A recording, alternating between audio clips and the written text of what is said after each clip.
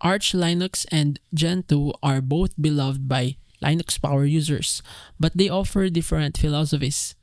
Arch follows the KISS principle: keep it simple, stupid, providing a minimal base, rolling releases, and a powerful Arch wiki.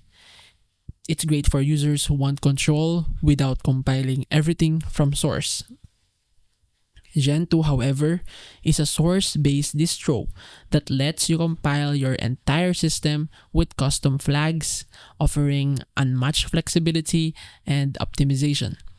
It's ideal for users who want to fine-tune every aspect of their OS, from kernel to libraries.